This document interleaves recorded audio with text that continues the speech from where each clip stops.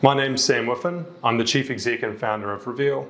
Reveal, first and foremost, is a collective of innovative underground experts. Reveal builds technology solutions for the underground to find where the pipes and cables are, to host where the information is pertaining to these, and to help customers manage the risk around the underground a lot better.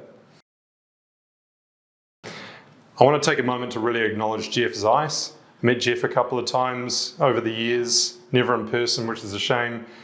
Geoff's was a big supporter, and I really want to acknowledge the effort and leadership and innovation and passion that Geoff had brought to this very emergent field in utility engineering, and just being a strong advocate for this movement. And a movement it is, and a movement it shall continue to be. So the Geoff Zeiss Urban Infrastructure Mapping Fund, which you'll hear more around this conference, is a phenomenal piece of work, really looking at the democratization of utility mapping, digital twins in cities, modernization of data workflows, and global construction infrastructure. I want to honour the time that Geoff had spent with myself and Reveal, and start to look towards his legacy, because his legacy and his vision and passion are totally aligned with what we're trying to achieve. So Geoff will always be close to our hearts, and I'm honoured to be here today and to help support this awesome conference. As a utility surveying company and as a utility surveying industry, we're always thinking around how do we do more, how do we collect more, but really anchoring ourselves on trying to find the optimal data to make the right decisions is where we're going to see a lot of opportunity for us and to address some of the challenges of the world. The world is facing unprecedented global headwinds. These include ESG, climate change, failing infrastructure, technology increase, urban intensification, data federation, limited workforce. What we really need to look at is how do we embrace these challenges, look to how to solve these challenges whilst increasing our businesses and help work with our customers, providing them value.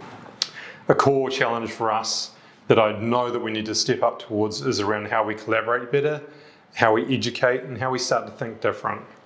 If we look at ESG and climate change, not only do we need to look at ourselves as businesses and how we're assessing our own impact on the environment and Earth, we are other people's ESG. If people understand more around their subsurface infrastructure, we'll be able to optimize the existing assets better. It's not just around sea level rise, it's also around increased rainfall and the impact on stormwater and sewer networks.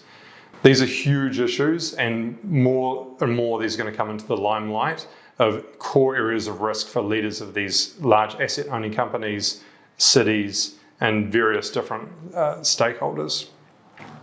Technology and adoption. We've seen the phenomenal uptake in technology over the last decade, especially in this arena as well. And we'll see it will have to continue. So embracing for this, and what does this mean, and what does this mean for our customers? We're looking at the aging and failing infrastructure, which I will not go into because it's so well versed. We fully understand the challenge of this in this arena that we all play in. If we also look at the urban intensification, we've got a lot of people moving into cities, and this impact on the infrastructure is going to be huge, not only from the buried infrastructure, but also the decarbonisation by looking at mass rapid transport systems, the impact these have on these brownfield environments. Federation of data, the transparency that we need to have around the condition and performance of assets so that we have that understanding that right upgrades or capital improvement systems are occurring on these assets. And limited workforces. We all feel this pain with respect to services businesses. How do we start to grow and scale this? How do we improve the competency of our staff and bring a new market of people on? How do we inspire younger people to enter this industry? So looking at these forces of change, how do we start to look at how this impacts on not only on ourselves and humanity, but also on our customers, and what buying decisions change. Underground infrastructure projects are the arbiter of change in the underground. They are the reason we have utility strikes. They are the reason we have new assets. They are the reason we have upgraded assets. So if we understand the current situation of construction projects and the fundamental role of utility engineering, I believe is crucial to the efficient delivery of projects. The complication that we face as utility surveying or utility mapping is how do you scale this? Having started Reveal 11 years ago as a services company and moving into a technology space, it's always been a core challenge. How do we bring in competent people and train them whilst maintaining a services company? When we start to look at embracing technology, how do we assess all these different technological advancements all the time? And how do we deliver that value to our customers? And how do we educate our customers as well? So if we look at the utility engineering space and we look at quality level D, quality level C, B, A information, going from paper records to validated potholing, traditionally a lot of decisions that were made around the design process have happened off what information was available. And with that limited information, that was all that we were able to use, which was fine because that was what was there.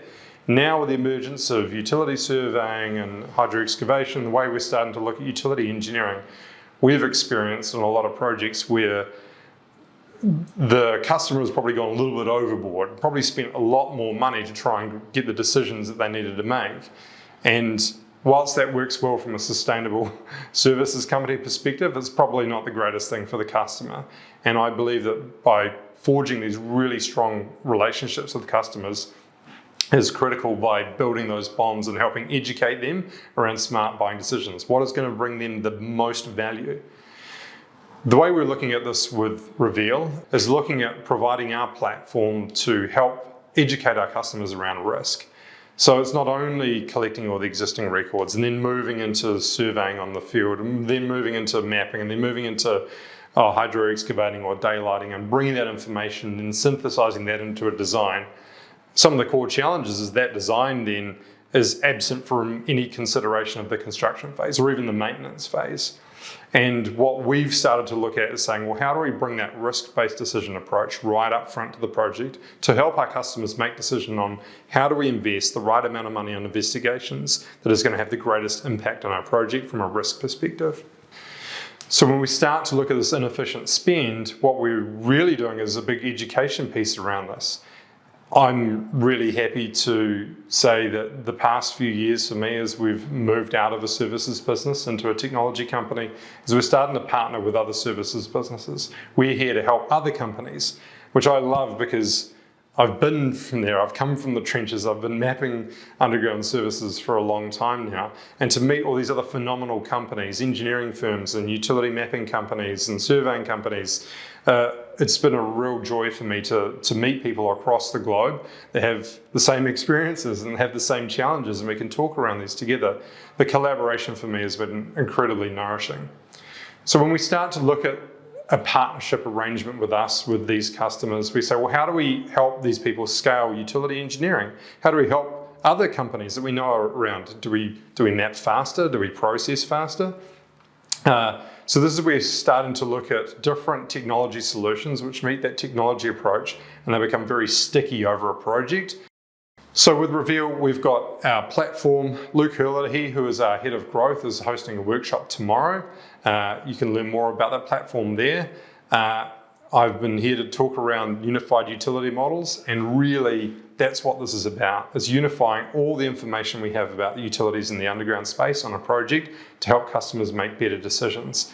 Now, understanding the risk associated with the data is a huge education piece, and that's what we've really started to focus on. You may have heard us talk around underdots, which is our automated ground penetrating radar processing format.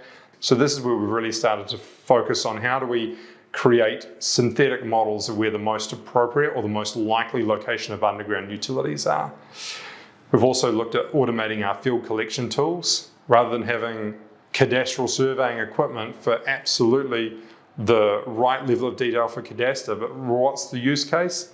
I wanted to make my team out in the field collect 3D line strings of underground utilities as fast as optimized as possible.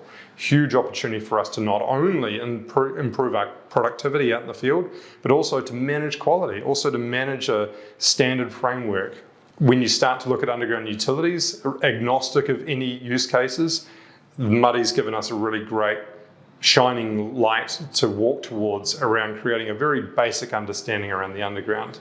If we look at an asset management criteria off the back of underground utilities, we have what is it, where is it, what's its condition, how is it performing, and what's its criticality. But when a project looks at it and says, I don't care how it's performing, what its condition is, I just want to know where a thing is so I don't hit it, this is really great for us because we can start to focus on an international way to communicate this information.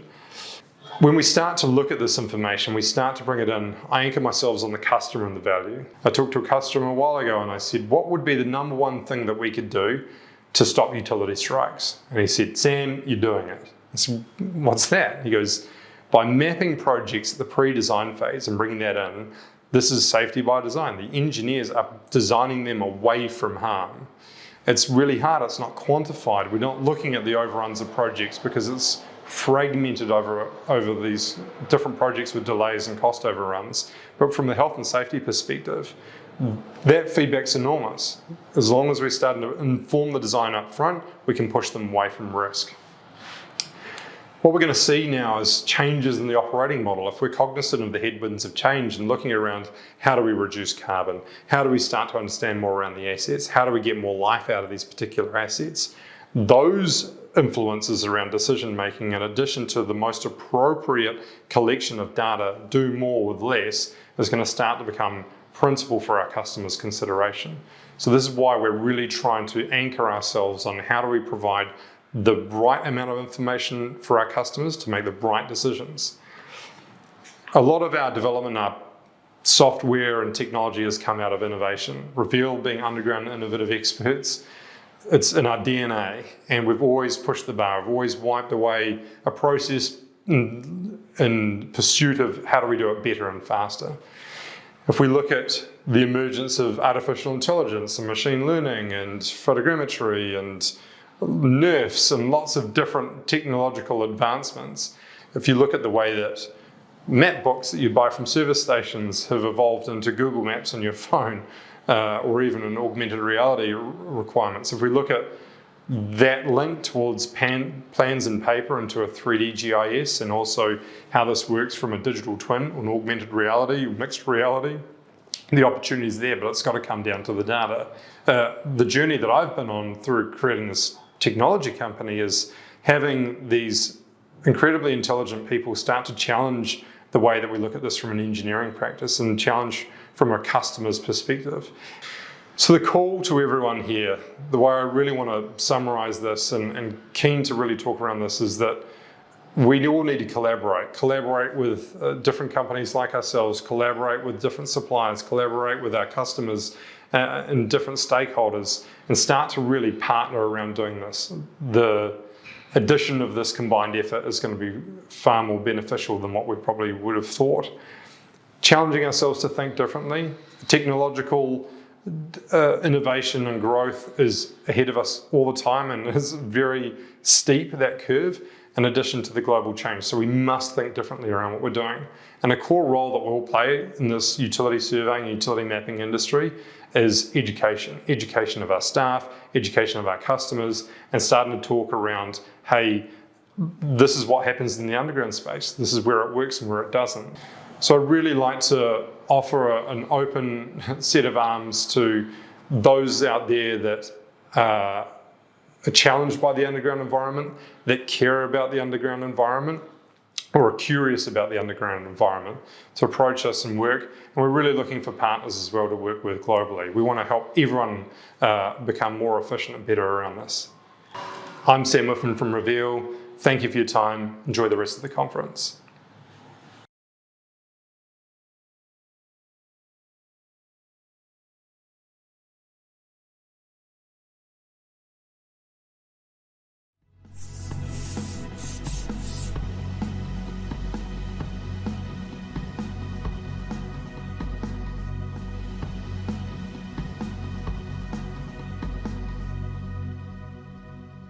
So I'm going to start off with a question, I think, which is a good one. I think I might start a lot of the Q&As like this. So you mentioned Geoff, and you got to know Geoff online. What was the most positive impact that Geoff had on yourself or Reveal that you could share with us? Yeah, awesome. So I think right at the start of the first sort of lockdowns, I met Geoff online and had some conversations. The most positive one was validation. in New Zealand, we're probably a little bit tucked away in the corner of the world. And when I started talking around Geoff and sort of picking his brains on things that we were doing, he was validating a lot of the thinking that we were doing was very sort of aligned with his approach, and very conscious of some future innovation that hadn't been explored too much, and they were ahead of the game in a lot of areas. And at that point, we're really focused on projects, but the validation and support that Geoff gave me and Reveal was definitely the biggest piece. A lot of confidence. Excellent. Thanks for sharing that. So during your presentation, you mentioned right pretty close to the start the importance of the work that you're doing and that we're all doing in regards to climate change and the impacts. Could you explore that a little bit further in the sense of why you feel it's important and what you think we as a sector have to contribute, and what, how can we help? Yeah, totally. There's a number of ways, really, and I think I mentioned sea level rise is a huge part that people sort of get quite concerned around, but it's not just that component. And when you start to understand some of the network links off the back of outfalls to the ocean for stormwater and sewer systems, the increase of sea level and drainage around that area, the more we understand around those gravity networks, the better we'll be able to help those asset owners predict forecasted like supercharging upside pipes. But really, as well, it's the increased rainfall, and we're starting to see some inundated areas that have not had sufficient drainage before. The connectivity of some of the network from drainage catchment systems. And in New Zealand, we've experienced quite a bit of, I suppose, increased weather, rainfall weather, and it's had massive impact in some of the regions here. When you start to think around not only the projects, which probably happen a little bit in isolation there, but it's more around the operation for, say, cities, or the liability that's associated with some assets and how insurance is involved there. I'd say compliance is going to start to really drive that up, and the decision making of our customers and clients is going to be more targeted towards how we manage that risk. It's crucial that we start to understand not only the drainage systems that would be impacted off of climate change, but also the other utilities for them to respond to change. But the more you know about the underground, and we definitely hold the keys to that world in this community, is pretty crucial. Absolutely. And it's only when something goes wrong, because it's out of sight, out of Yep. mind, as they say, that we notice, disaster. Somebody hits something when they're digging. That's an obvious one that your whole neighborhood is going to hear about, because it usually entails fire trucks and lights and things like that. But for the most part, it's unseen by the most people. We just take it for granted. And as time goes on and we've been sticking more and more things underground, I mentioned it, it's like a big ball of yarn that we're trying to untangle after the fact. Yeah. The ball keeps getting bigger, but we want to stop making that big ball of yarn. Probably sort of taking a lead off that, recently sort of understood when you start to think around what we're doing, and this pertains to us, and I think a lot of other people, because it's always been a challenge for me, is traditionally we've tried to sell less bad things. Like if we help you understand more about the underground, less bad things will occur. And customers battle with that. That's not always the best thing to sell.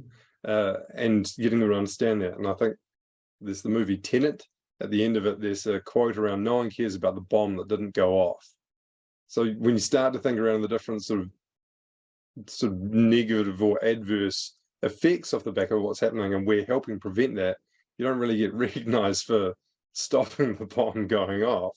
It's only when the bomb goes off that people are really concerned around it. So we're sort of damned in a different space. So I think it's really the value add as the sort of gateway drug for people to start to understand, oh, how do we look at this? And then we can really explain the less bad things is a huge advantage. Great. Thank you. What do your customers look like for the most part these days? Who's picking up your technology? Major projects, big mass rapid transport projects through the middle of urban dense areas. If you look at the confluence of subsurface utilities, the likelihood of utility strikes and delays blows out when you're in a city as opposed to a regional area. It's not to say the risk is higher, because we can have some big transmission mains in the rural areas, but major projects in cities are our principal customers. Asset owners as well, probably second around either network asset owners or ports and airports. Great. There's a Q&A that's come in. What do you think are the major challenges in adoption of subsurface utility planning and damage prevention tech? Yeah, I'd say it'd be education's a big piece. Education to the customers around this. Are they aware this problem actually exists? And a lot of them are sort of starting to learn that we can actually do something about it. I think we're starting to see some legislative push towards, look at, say, ordinance of digitization of assets as they go on the ground. So a lot of shifts coming in the area, but getting them ready and educating that piece. I think the other one is around the less bad stuff, is those quantifiable financial metrics. We saved this, the direct impact would have been this, and the indirect impact would have been that. The core challenge there is I don't think projects measure well enough around their delays and overruns and bring those back to the root causes, because they're sort of muddied by everything that happens in the project and the wash up, and typically people jump off the end of projects quite quickly, that we don't have that full autopsy that we need. So understanding those real value cases, so we can present that and say, if you found this utility, your direct savings would be this and the indirect savings would be that. It's a challenge to get those out of there. There's only been a few studies that really have been sort of lighthouses for us to look at. You mentioned collaboration, and I think it ties into this. You closed out with, we're looking to collaborate. We all need to collaborate more. Where do you think are where's the low-hanging fruit in terms of collaboration? Who's not at the table? Yeah, who's not at the table?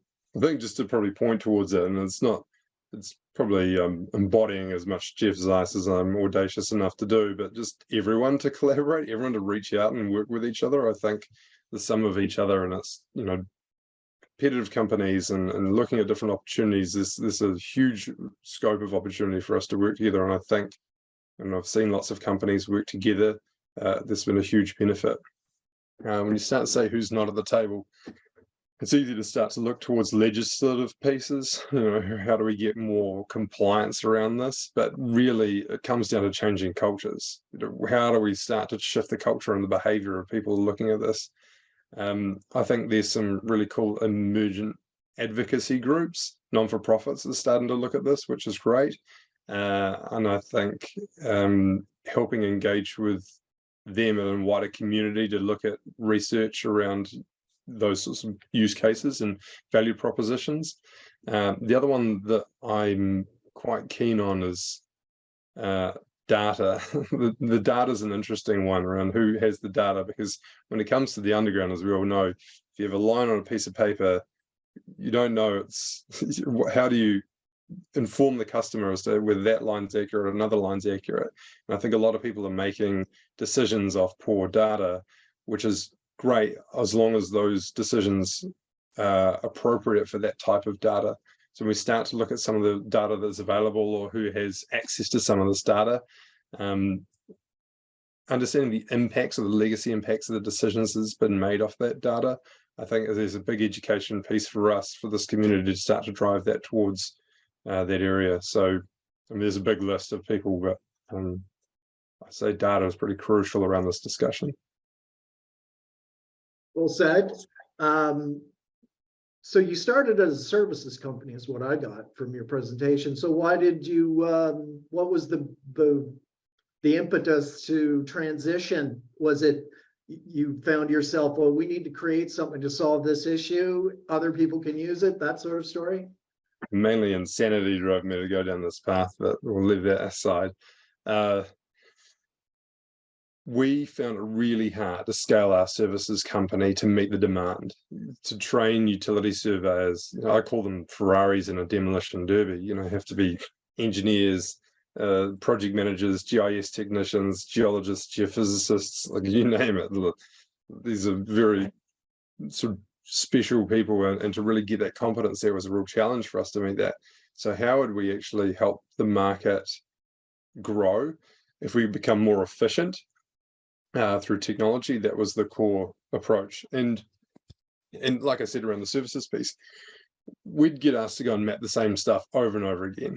We'd been out there and created phenomenal 3D models of the underground, and then 6 months later, a different customer in the same areas asked us to go and map it again.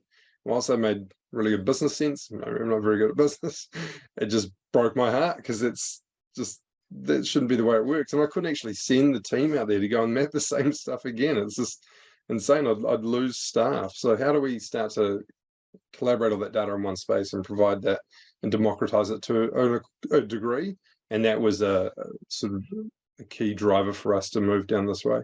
That's not been as easy as we would have hoped it could have been, because some of the cities challenged to understand that sort of worldview and how a private entity could be involved. So we've really started to focus on the software piece and the interim, and providing that and providing all that information in one space, and starting to really think around how we visualize that. And just being an idiot entrepreneur, like I couldn't not do it. I couldn't not evolve, and it'd be easy to stay a services business, but then we wouldn't really be tackling this. And I believe we've been able to influence this on a global stage already, and hopefully more. I think it's great. You're a company that was doing the work and then thought, hey, we can do this even better. That's exactly the type of people you want building something new to solve problems and answer questions. So congrats to you on that, and your forward thinking. Thanks. And it means a lot to probably come from the trenches. I think having done that and been inside sewer chambers at 3 o'clock in the morning with sideways rain, you bring a lot of credibility and a humility from this. I think we've got a very humble community here, which is great. We start to look at the impact we can have on projects. There's a lot of respect, which is cool. But also, that's why I've really loved meeting lots of the community around the world, because everyone has the same problems, and it's almost meeting like family members as I've gone around and building those bonds. It's been really, really cool. Great. We've got time for another question. Can you expand on the innovative thinking you discussed in further detail? Where in a project is this needed the most? So I think one of the areas when we looked at, say, let's look at the underdots piece that we talked around, it's been really rewarding for me in our growth journey to be challenged in my thinking. As technologists and engineers and surveyors, we have to look at a very Socratic method around reporting what evidence that we have. And that was typically where we stood as a company. We have evidence or a detection here, and we do not have evidence here, so therefore we don't have anything there. And when we really started to apply a product methodology, we would learn from our customers, and sometimes the information that we're giving them wasn't valuable. So when we started bringing in underdots, you're kind of going, for me as a utility engineering, I was going, how does this work? Like, how do I reconcile this in terms of the process? And then when we really stood back and said, well, actually, it's just another piece of information. It's just another input. Is it complete? Does it have high fidelity? Probably not. But does it give us a high amount of confidence where something's here? Absolutely it does. And what's the value proposition? For the first time, we've been able to turn around something that helps the customer make a decision quite quickly. So how's that bad? As long as we're very communicative around where the areas are, where we don't have confidence, but we do have higher confidence, and that's really, really good. And we've seen customers start to really grab that and run, which I think has been cool. So the innovative thinking, I suppose, for me was to not forget what I knew, but sort of really not become too dogmatic or one-eyed around what I knew, but stepping back and going, let's use these other inputs and really look at it from the customer's perspective and risk.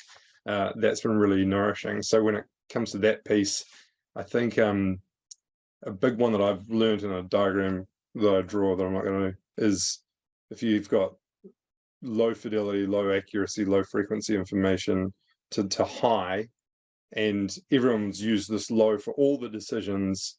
That's because of what we had. Really, we need to start to chunk up what's the decision that needs to be made and what's the appropriate amount of information for that.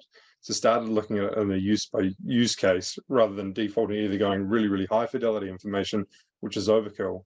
So that innovative thinking, and it's nothing that we've completely solved at all. And there's other companies, technology companies, are doing phenomenal stuff, and definitely in this forum as well, that are thinking in that way, but it's very sort of customer centric or problem centric way that I think is really going to scale all of our businesses.